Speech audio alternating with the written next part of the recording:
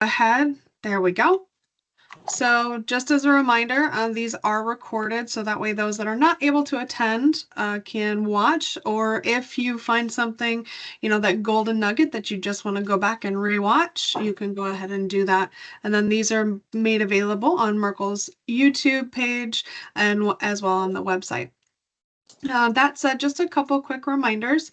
Number one, Merkel's new recruitment video is available on their YouTube page. If you get on the MRC coordinator page, it's also available for local download there as well. So if you want to download that directly to your computer and use it on your social media, your website, anything like that, you can download it locally there. Also, I did want to put out a reminder that the Round 2 sub-awards are still open. The applications do close on October 31st, so I just wanted to put that out there for anyone that's interested in that.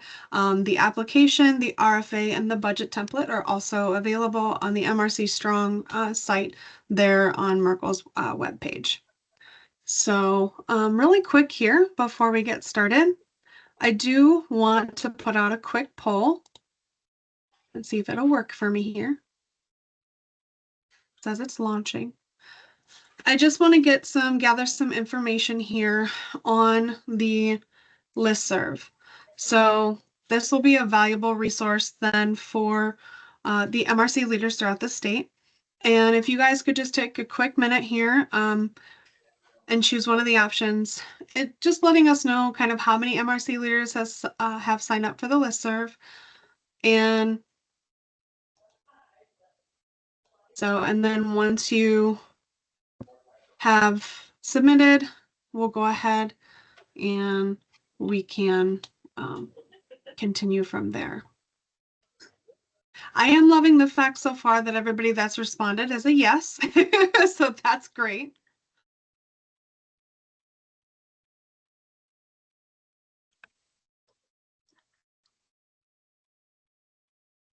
And if at any time in the welcome email that you receive when you sign up for the listserv, there's instructions on there on, just like you would with the national listserv, on what email that you can send so it goes out to everyone.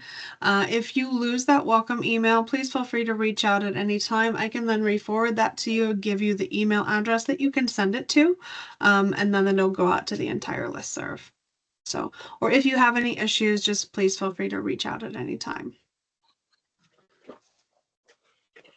All right.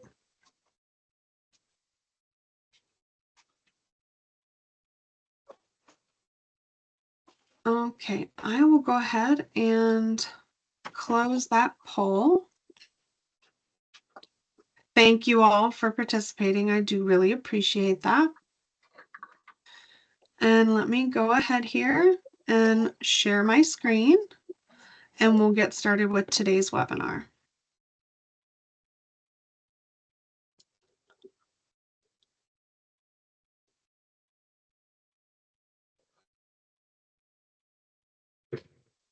All right, can everyone see my screen okay? Yes. All right, fabulous. So today we'll be talking about developing your MRC orientation, the value of having an MRC orientation when you bring new volunteers on board, and understanding the purpose of it, what's behind it, and how to smoothly integrate that to your unit. So we're going to go through introductions. We're going to talk about MRC trained in the new MRC 101 for volunteers. I want to thank those of you that have taken the time to get in and go through it and review it. I will proudly say that so far we've had nothing but 5-star reviews on it on MRC trained. So if you do go through it, please feel free to leave a review and comments, and thank you to those that have. And then we're going to talk about local unit orientation, what to include, potential opportunities, trainings, and then other considerations. So just real quick, I'm sure all of you are very familiar with myself as you see my email quite frequently. If at any time, so my name is Bethany Albrecht. I am a contractor with Integrated Solutions Consulting and the lead planner for the MRC Strong Grant, and I will let my supervisor introduce herself. Hi, everyone. Good morning. I'm Jeanette Tandez Johnson. I'm a senior managing consultant with Integrated Solutions, and I am the project manager for the MRC Strong Grant on behalf of Merkle. And so today we're going to go through first sort of demoing for you the MRC 101 for volunteers, and then we're going to hand it back to Bethany so that she can talk about MRC orientation from the local standpoint and what you can do to build yours out. Next slide.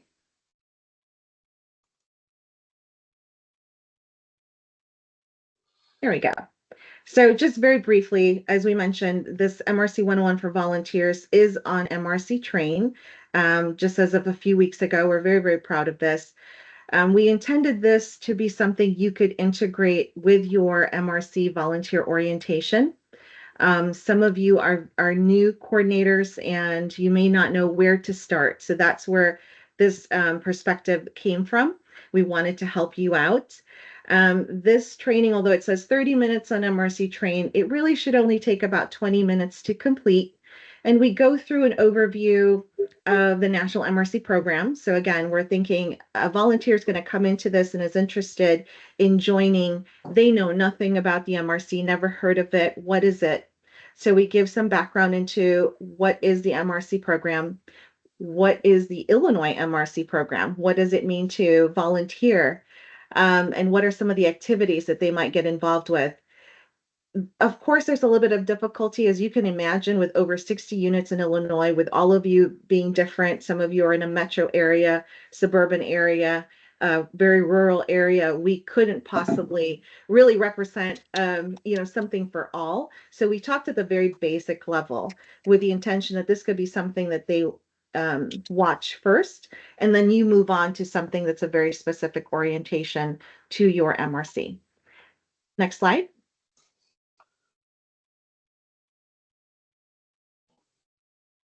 There's just a little lag.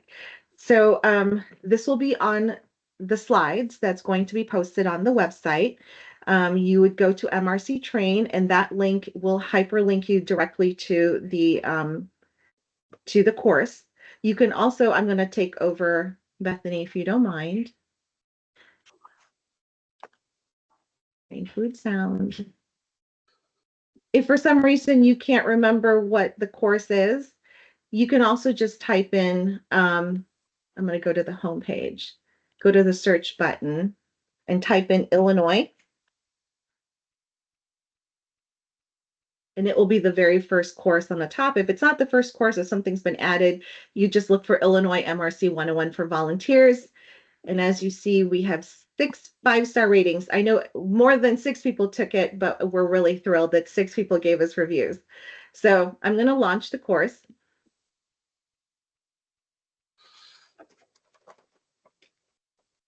I think some people might have an open mic. If you wouldn't mind muting it just so that there isn't a background noise, I'd so appreciate it.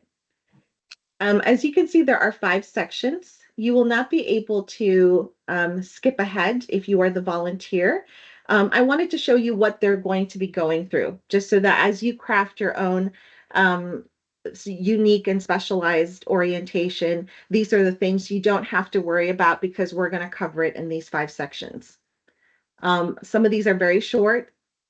So we go through some of the foundation of the National MRC program, what it is. We're going to welcome them. Everything has a narration. Welcome to the MRC. Why participate in this program? Your contributions are valuable. Diverse backgrounds are appreciated, including those in the... So I won't go through that for the entire thing, but I just wanted to show you that for every page, we do have narration. So if they would prefer to listen, some folks learn better that way. Some are more visual. They can go through that. The intent of putting the content into this type of a module is to make it more interactive for them so that they're actually paying attention, and they have to complete these sections before they can move over. So had they not clicked on these sections, they would not have been able to continue. And so you'll find that throughout. Now, this is a video. I think most of you might have seen this video This is not we want to give credit. This is not our video. We received permission from the MRC unit that did post this video years ago. This is a snippet from the beginning of their video because we felt it gave a really good context to the beginning of the National MRC program. I will just play it for you. Disasters can strike anytime and anywhere.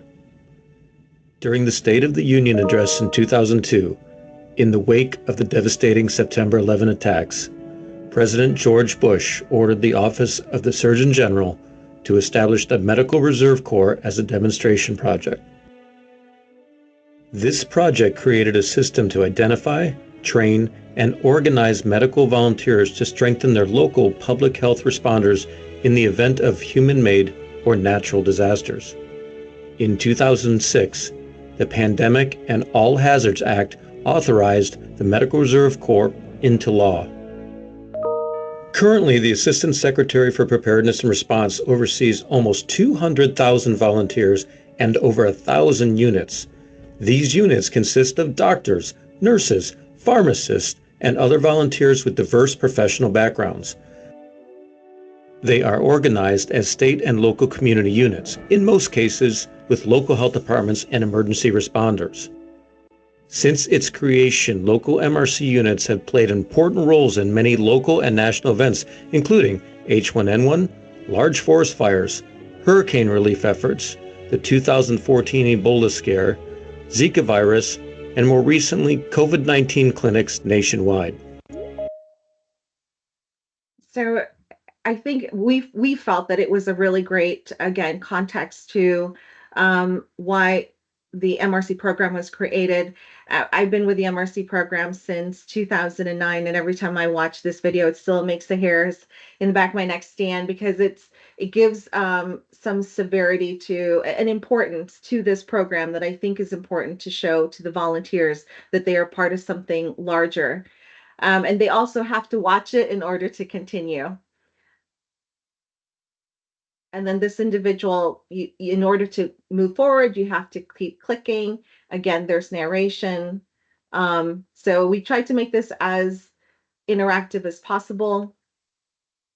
I'm just going to breeze through this. I just want you to be able to see the lay of the land, basically, of what they're going to see. This is the NACHO's video that they played. I won't actually really play it for you. I just have to move forward in order to cheat. And then we include quizzes at the end of each section, just two. And they can try as many times as, I mean, the answers are either true or false. There might be some multiple choice, so it won't take a lot to answer these correctly. That would be embarrassing if I answered these incorrectly in front of you. So we move on to the second section, which is about the MRC program in Illinois. So a little bit of the history and key facts. We talk about some of the hazards that you might encounter as a volunteer volunteering in Illinois. We talk about some of the sample activities that you might be involved in. Partnerships that are very important for MRC units and hence the volunteers to be involved in. We talk about ESAR VIP, and you click on each of these and it will talk a little bit about what ESAR VIP is, what the Illinois Helps is. All the links, again, are live and they can click on these to learn more about it and why it would be important if they want to register with Illinois Helps and be a part of the statewide system. And then again, let me read this because I don't want to answer incorrectly in front of you. That would be false. Potential partners, all of the above. Okay. Oops, sorry, I didn't submit.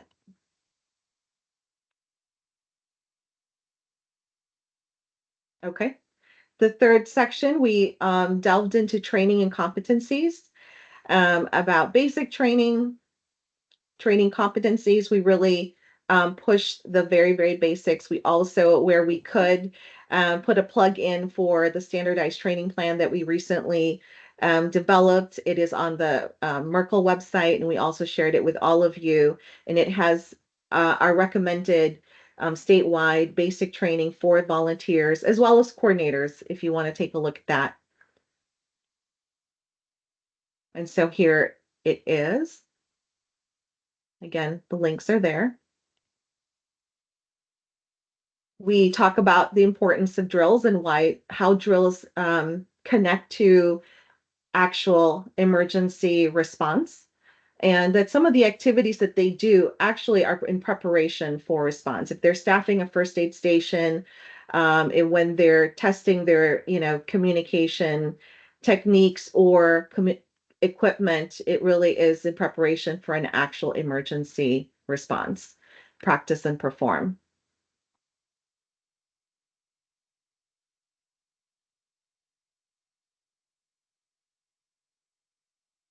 We emphasize that members benefit from having some go kits so that they're prepared, that their pets are prepared, their households are prepared, their loved ones are prepared, because they're not going to go out and respond for you if they themselves don't feel prepared. We have some tips in here about what they can do, maintaining their records, vaccination records, contact information, etc. So the reason I'm going through this, very briefly is because I don't want to take up too much time, but I just want you to see what the sections were covering, give Bethany as much time about for her section. Volunteer expectations. What does it mean to volunteer? We emphasize that they have control over time commitment. It's very voluntary. It is 100% voluntary, and they can choose when to be activated, what shifts to take, etc. Now, I know some of the units do have some requirements, and that's absolutely perfect to have some requirements of your volunteers.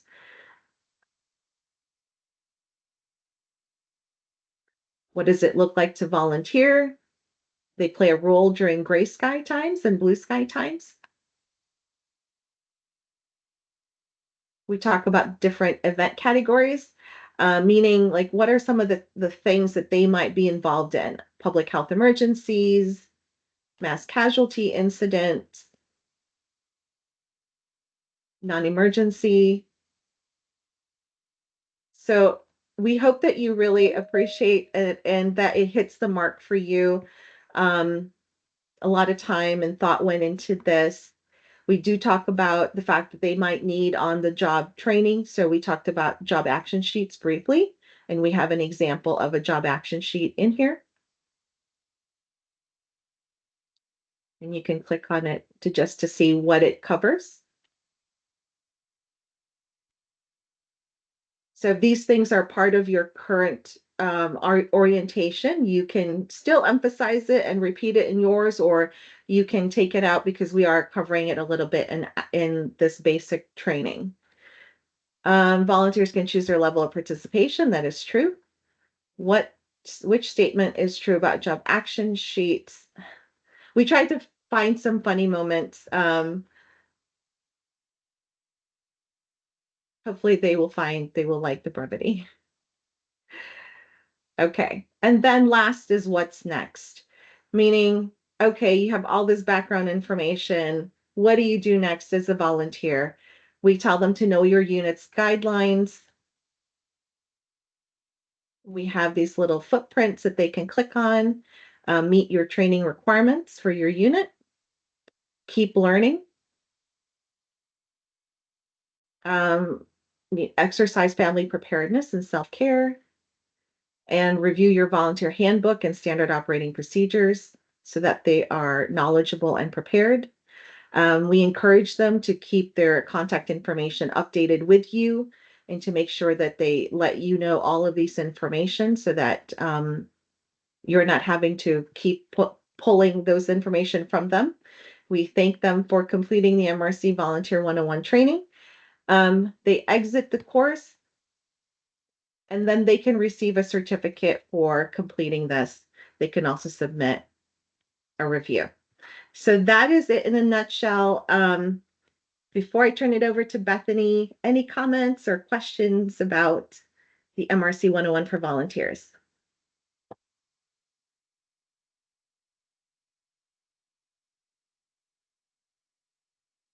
Okay, I stunned you. Um, okay, I see a thumbs up for would be a great national television commercial. I think you were talking, Bobby, about the snippet of the beginning. Bukan public health, she's speaking. Go ahead, Rashid. What was your question? I apologize. Say that one more time. I was my mic was open, so I was trying to answer the call. My Oh, okay. apology. Okay, no problem. You're very welcome, Marcia. Um, Okay, so this year, what we're going to try to create for you is an MRC 101 for coordinators. It will be significantly longer than this because there's a lot of great information to tell you about what new coordinators need to know in order to feel more comfortable to launch into their position. But more to come for that later on. I will be turning this over to Bethany. Thank you, Bethany. All right. I will share my screen again here.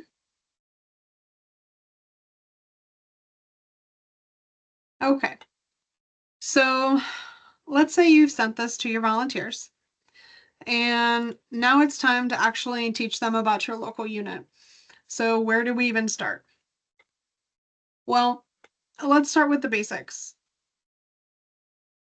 While you're conducting orientation, you want to get to know the volunteer. And you also want to know a little bit more about your unit's parameters. First and foremost, what is your age requirement? Now, most have that age requirement that they must be over the age of 18. So make sure you know what your requirements are. As far as health, do you have certain requirements ahead of time, or do you have certain positions that individuals that may not be able to stand for long periods of time, may not be able to lift things that they can do? Do you have positions that they can fill, both in an emergency and in a non-emergency situation? That also ties in, so I'll skip ahead a bullet, that also ties into stress. Be prepared to have that conversation with them during your orientation, that sometimes, especially in an emergency, especially for those of you that have behavioral health strike teams, or teach, mental health first aid, or have that sort of training, that there is stress involved. There's stress involved in every day. If I don't have my coffee, there's going to be stress. But that said, they need to understand that there can be that and what sort of parameters that they're prepared to work in. Transportation. Do they have or can they get to a designated work site? It's If you need them, can they get there? Do they need a bus to get there? Do they have their own car? Are they driven by other individuals? They need to be able to have that ahead of time. And then commitment. So do you have a already pre-designated tier system? Really active volunteers that want to do absolutely everything. A moderate system that they want to be there, they'll respond to your emails. They may not be able to do everything, but kind of halfway. And then an emergency only, that they're only able to respond during an emergency because they have family work obligations. And then ensuring that, I'll reiterate again, do they have a personal and family emergency plan? Are they a caretaker outside of work? Do they have other individuals that they take care of? Because that's where their head's going to be first. Knowing your unit. When you conduct this orientation, you're going to get a lot of questions that you need to be prepared to answer. Or be prepared to say, I don't have the answer right now, but I will get it for you. Because the last thing you want to do is wing it. So, training requirements. What's required for your unit? Do you have that set aside, or are you just telling them where to go? And then, is it standardized? I would encourage you, if you don't have it or if you're currently revamping it, check out the standardized training plan that's on the Merkle website that was put together. Again, it's recommended, it's not required, but we have broken it out into different levels, both for the volunteers, and then there is training for the coordinators as well. Documentation. What documentation are you guys requiring for the volunteers to turn into your unit? Do you require them to turn in a copy of their driver's license? If they don't have a driver's license, do you require them to turn in a copy of their state ID? What about professional licensure? Do you require them to turn in a copy of it, or do you just get on IDFPR to take a look at their professional license? Training certifications. What sort of training certifications are you required to have them turn in? And do they have to hand you a hard copy? Do you have a way that they can send it to you electronically?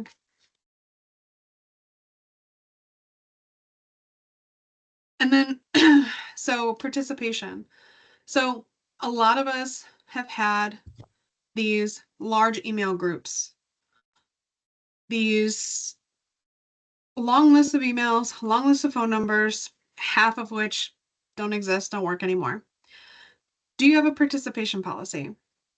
You have to be in communication with the MRC coordinator once every 6 months. That can help reduce your purging workload, but make sure you have this answer before you get into the actual orientation with that volunteer. So be prepared. Have your answers ready to go.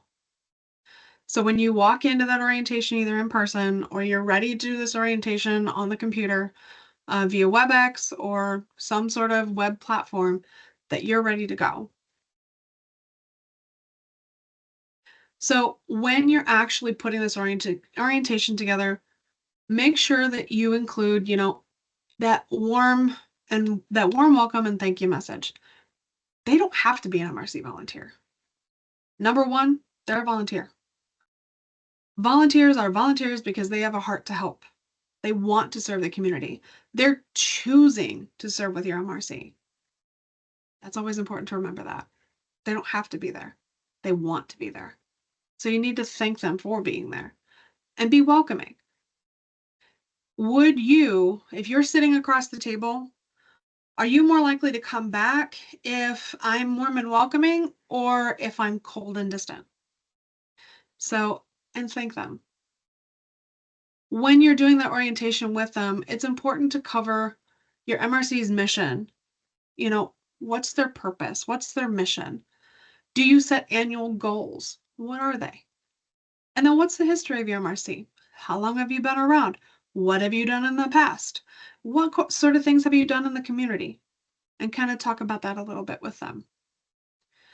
It's important to kind of go through those policies and procedures with your volunteers. Give them a copy of their standard operating guide, those procedures that you have. Don't read it to them. Don't just say, here you go, and let them leave, but really pull out those important policies that you want to highlight. And then discuss volunteer benefits. Have that conversation with your already existing volunteers. What benefits do you get from being an MRC volunteer? What's your favorite part of being an MRC volunteer? That way, when you conduct these orientations, you can say, this is why it's beneficial to be an MRC volunteer. That way you have something to tell them. A lot of MRC coordinators have been a volunteer in other positions, or they've been a volunteer with their unit as well. So you know that answer. And then always leave room for question and answers. So if you're doing in-person orientation, tell them what they need to bring ahead of time. Driver's license, medical license, training certificates. Or give them an option to upload if you can. I don't know about you guys, but if I'm returning an item to the store and I forget my receipt, then I have to go back out to my car. It's frustrating. You schedule an in-person orientation with someone, they don't realize they need to bring all this stuff inside, then they have to go back out to the car and get it. Or God forbid, they need their training license, they need their training certificates and medical license. A lot of people that have that, they don't just leave those in their car. So now they have to go back home or make another trip back to the department. So make sure you tell them what to bring ahead of time. If you have an option for them to upload, fantastic. Make sure they know where to upload and that it is a more secure link or that it is safe. And then make sure you give them an estimate time that it's going to take. Don't just leave it open. If you schedule a half an hour, stick to a half an hour because time is valuable and they're a volunteer. Their time is just as valuable as yours is because remember, they're choosing to be there. They don't have to be. Make sure you have items ready to go, like the standard operating guide. Do you have a photo release? Some people don't like their picture taken. Some people don't like their picture on social media. Make sure you have that ready to go. A confidentiality agreement. So, background check form. If you do background checks, make sure that they're aware of it and that you have those forms ready to sign. That way, you're not piecemealing it together.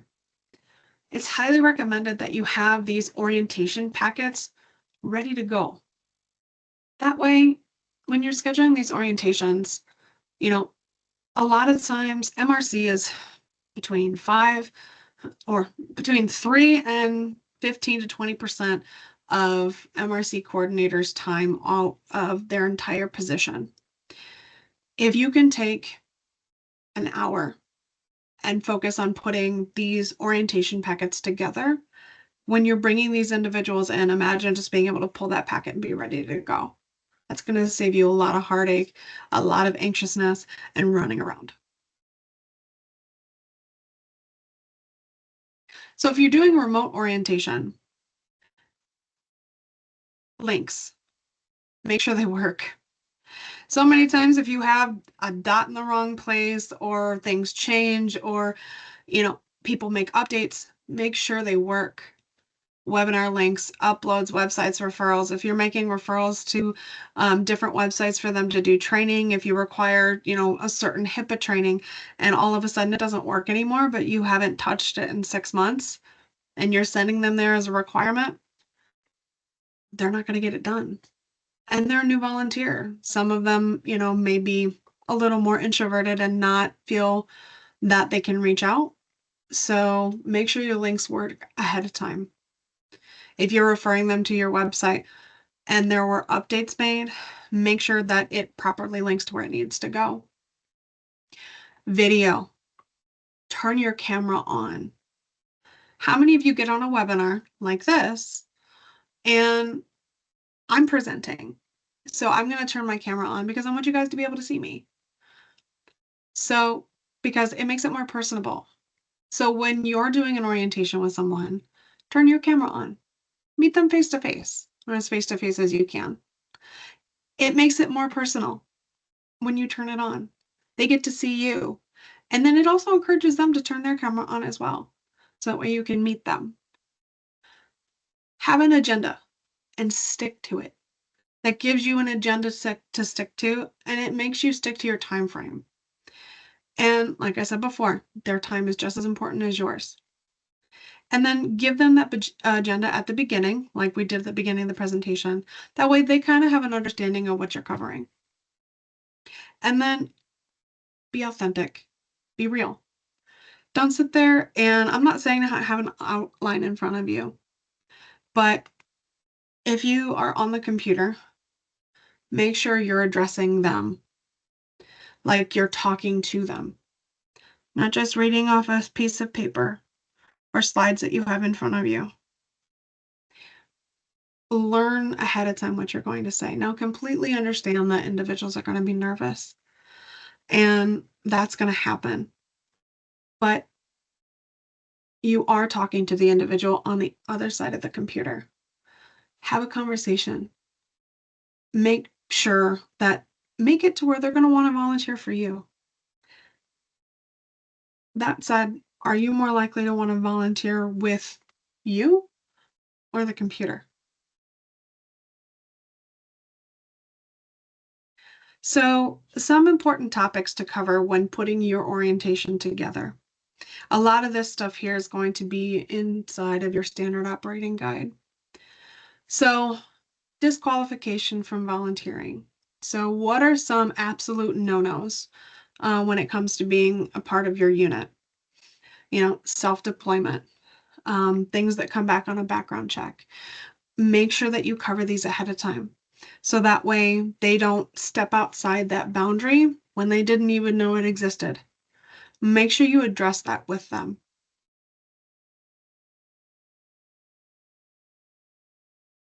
Service area.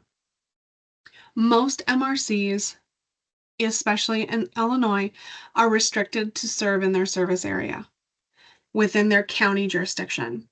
Make sure you let them know that ahead of time. So make sure they understand that you are within your certain jurisdictional boundaries. Have that conversation with them. Activation and deployment. How do you communicate with them? How do you activate them for a community event? How do you let them know what's going on? Do you regularly communicate via email? Do you regularly communicate via text?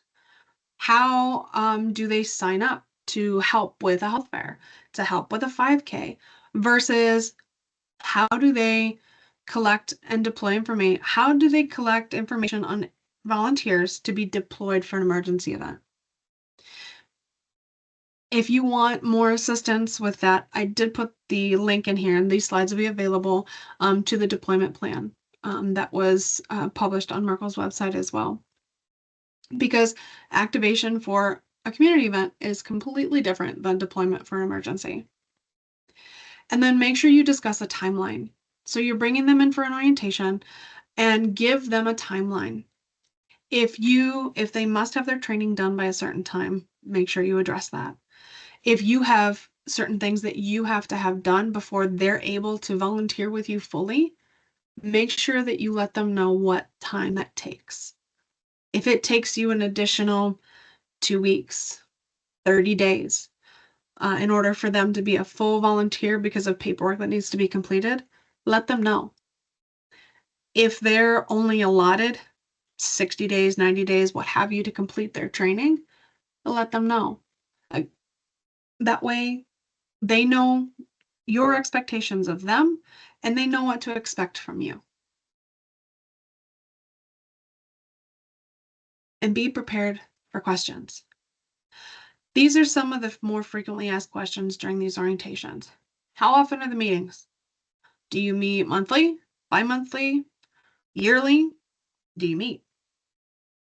Do they get an ID? Is it a photo ID? Is it just an ID with their name? Or do they get an ID at all? Questions on liability issues. If you don't have the answer, make sure you tell them, let me get clarification and I'll get back to you on that. Make sure that you have that discussion with local legal and your housing organization. So that is definitely not a question to just wing it. Have that discussion ahead of time. And if you don't have the answer, let me get clarification and I'll get back to you on that. So if something happens, do we just show up? How does that work? That goes back to the activation and deployment. What's the best way to get a hold of you? So do you want them to email you? Is it a general email because you have multiple individuals that oversee your MRC? Do you want them to text you? They may have several questions. Make sure that they know the best way to get a hold of you. And then finally, I have some absolutely awesome ideas about the MRC. Can we talk about them? And if they come to you with ideas, what are you going to do? So they present you with this absolutely amazing idea. Be prepared yourself what you're going to do with that idea.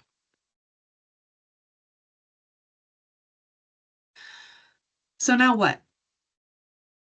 Well, first and foremost, they're going to be on brain overload.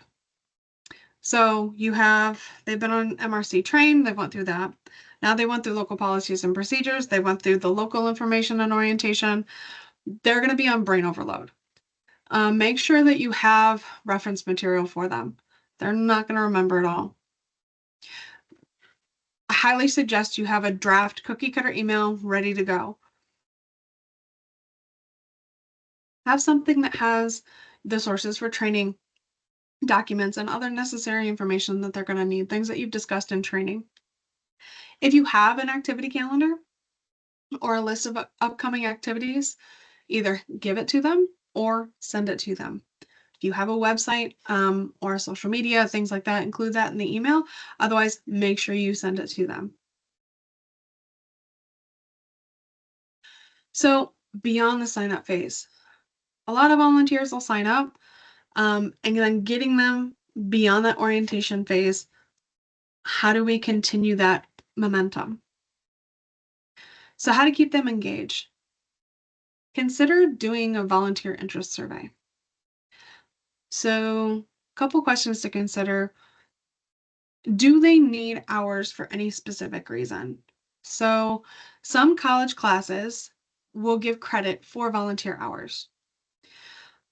Some college majors require volunteer hours for certain organizations. Think about it. MRC is based in public health, some in emergency management, some in community organizations. If they're coming to you for volunteer, do they need these hours for any reason? They're coming to help you. Can you help them? And then what sort of documentation do they need? What type of things do they want to help with? Are there certain things they like to do? Some people love to make copies. Some people love prepping materials. Do you guys do events, conferences, things like that, trainings? They'll help you put materials together. Do they like doing trainings? Do they like being the talking head? So for those of you that do Narcan training, stop the bleed, CPR, things like that, would they be a really good trainer? Maybe they were an educator before they retired.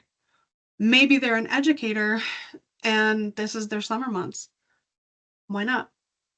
Do they absolutely love organizing? This is fabulous. Use it to your advantage. Or are they a really good leader? Do they love leadership? Use it to your advantage and maybe they can be a project leader for you. Make sure you let them know about the upcoming events and give them that registration ahead of time.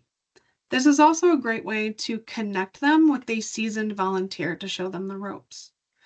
It also then fosters that friendship. One of the benefits with being a volunteer with an organization that's been established is connecting them with seasoned volunteers to build that friendship, to build that community. It also helps to keep volunteers engaged so they're volunteering for the unit and not just the coordinator. So some other considerations. So loosen the reins. So as coordinators, we love MRC. All of you do an absolutely fabulous job with your unit. And with the projects and things that you do, sometimes we want to make sure that everything's perfect, which is great. But if you're able to foster that leadership with some of your MRC volunteers, you train the volunteers to do a certain project. And then with this orientation, you can then inspire them to take it and run with it. And that way you're just able to step back. You can then inspire that volunteer to maybe consider doing orientation in the future. So be organized. The volunteers stepping in, they're joining your unit. They're going through your orientation. Like I stated before, their time is just as valuable as yours. If you're able to stay organized for that time, it's going to be a huge benefit for you and a huge benefit for them, and you'll get the biggest bang for your buck. And finally, have fun. If the volunteers are inspired to have fun with your unit, if they see that other volunteers are having fun with your unit, they're going to keep coming back. They're going to keep staying engaged. And most likely, they're going to go and bring other people back with them. Because you can put out all the recruitment and material in the world, but the best recruitment for your unit is word of mouth. Because if you had a volunteer that had an absolutely amazing time, they're going to tell their friends. And then they're going to encourage other people to come volunteer with them. So have fun. Encourage those volunteers to have fun. Inspire those local connections.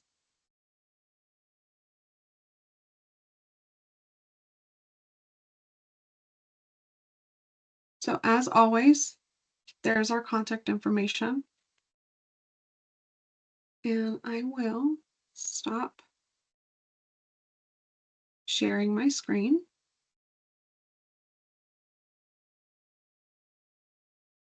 And what sort of questions do you guys have? Hi, Bethany. One of the questions on the chat, I answered it from what I thought. Rachel Blute was asking from Skokie, what should they include in an orientation packet? And so what I suggested is that they include their volunteer handbook, which is a great way to create their agenda for their orientation training, and then also any forms that they require to be completed or signed. But what are your thoughts of, in addition to that, what are some other things that you think might need to be put into an orientation packet? So outside of your standard operating guide, any forms that you're going to need for them to sign, confidentiality agreement, photo release, things like that. And then if your unit has a brochure, I would encourage you to put that in there as well, because they're signing up for orientation with your unit, but then they can take that brochure with them and give it to somebody else, because they're going to say, hey, I signed up for the MRC. I'm really excited. And then it gives them the opportunity. Well, I have no idea what MRC is. They can give it to a friend, give it to a sister, give it to a brother, give it to a friend, inspire them to volunteer with them. And then if you have a list of activities, I would stick that in there as well, especially if they're reoccurring activities or some sort of a monthly meeting chart. Like a calendar. That's a great Yes. idea. If you could raise your hand, how many of you have received your brochures that we sent out to you?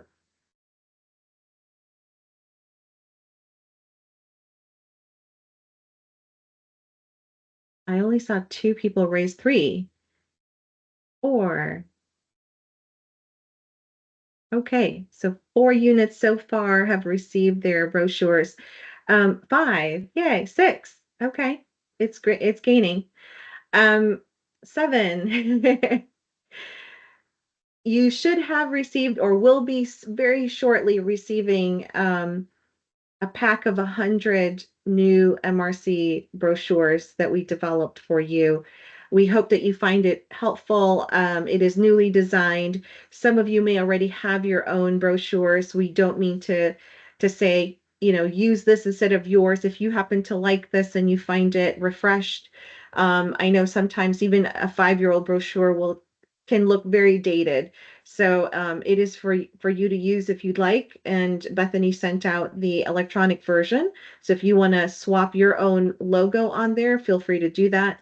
We hope that you find it very useful. So thank you for that.